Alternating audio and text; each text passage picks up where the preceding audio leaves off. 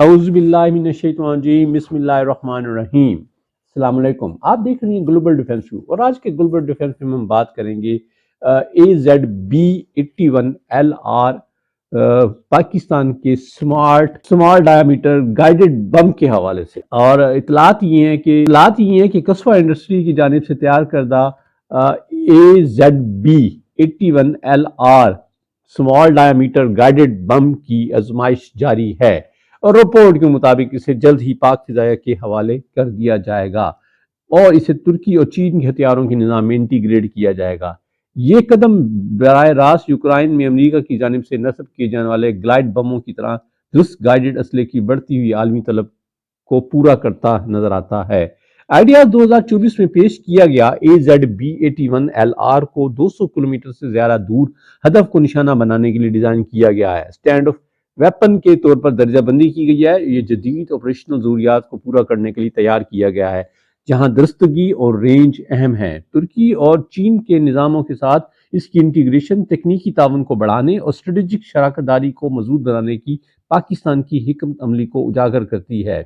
AZB-81LR ایک جدید guidance system استعمال کرتا ہے جو گلوبل نیویگیشن سیٹلائٹ سسٹم کو امیجنگ انفراریڈ IR سینسر کے ساتھ جوڑتا ہے، جس سے 3 میٹر سرکولر ایرر ممکنہ کی اعلیٰ درستگی حاصل ہوتی ہے۔ درستگی کی یہ سطح کولیٹرل نقصان کو کم سے کم کرتی ہے، جس سے اسٹریٹجک حملوں کے لیے موزوں ہو جاتا ہے۔ اس بم میں اس کے ریڈار سگنیچر کو کم کرنے اور آرٹیفیشل انٹیلیجنسی اور مشین لرننگ کے ذریعے بہتر خود مختاری سے فوائد حاصل کرنے کے لیے لو آبزرویبلٹی ٹیکنالوجی بھی شامل کی گئی ہے۔ یہ پیش رفت اسے پیچیدہ الیکٹرانک جنگ کے ماحول میں مؤثر طریقے سے کام کرنے کی اجازت دیتی ہے، اسپیشلی مواصلات یا ڈیٹا لنک جیمنگز کے متعلق منظرنامے میں۔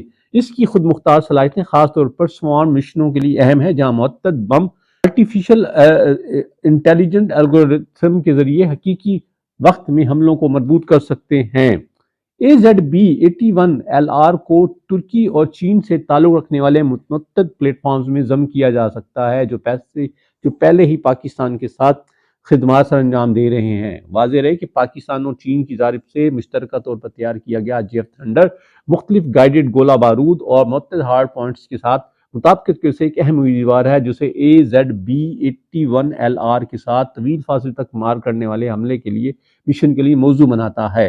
مزید بنا CH-4 ڈرون، جو پاکستان کی طرف سے چلائے جانے والا چینی میل UAV ہے، تو اس سے یہ آپریشنل حالات میں درست حملوں کے لیے AZB-81LR کو تعینات کر سکتا ہے۔ ترکی سے تعلق رکھنے والا بیرکتار T-20 جو پہلے ہی پاکستان میں استعمال ہو رہا ہے، ممکنہ طور پر کمپیکٹ AZB-81LR لے جانے کے لیے اپنایا جا سکتا ہے، جس سے اس کی حملہ کرنے کی صلاحیت میں مزید اضافہ ہو سکتا ہے۔